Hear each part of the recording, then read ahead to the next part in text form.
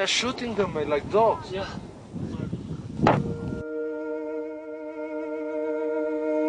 Eight o'clock, one freezing morning at the Nepalese border. At 5,700 meters altitude, it seems the time is always frozen. Dozens of Tibetans are walking in line silently through the mountains of snow, trying to reach India and see the Dalai Lama, their spiritual leader. The deep silence of the camp, where Romanian and foreign climbers gathered, is killed by a machine gun. Everybody can see a Chinese soldier standing in the shooting position. He opens fire. The bullets hit human flesh. Tibetans fall to the ground. One of them seems to escape the bullets but is hit by a second round. He dies in the snow. As if nothing happened, the group of pilgrims walks away and never looks back. The ProTV cameraman gets the incredible scenes on tape. He is 1 kilometer away from the Tibetans when he watches another victim falling down.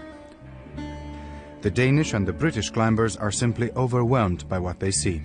It's very strange for me to see all this thing happens, to see this thing happen so close. I'm not used to it. I don't know what right the Chinese think they have to do things like this. There's no need to kill. Hours pass by. A stranger arrives in the camp. He is one of the hunted Tibetans. He hides in the toilet. You wanted to go to Dalai Lama?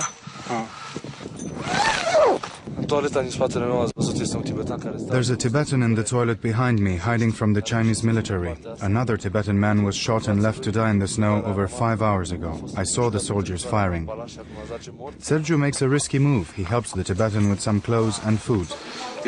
I gave him some of my clothes. I also shared with him some food I had. In the distance, 3 Chinese soldiers count their victims. Undisturbed, they leave one body in the snow. Trying to find new information, the Chinese soldiers enter the climbers' camp. They have more than 20 prisoners, 7 of them are children. For them, the pilgrimage to the Dalai Lama will end in a jail cell.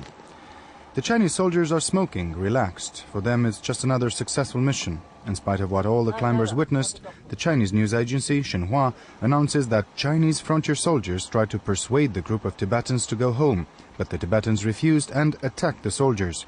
These were then forced to defend themselves and to wound 2 persons. This is just another episode from an endless story. It started 47 years ago when the Dalai Lama was forced by the Chinese troops to flee in Dharamshala. Now the Dalai Lama heads the Tibetan government in exile from India.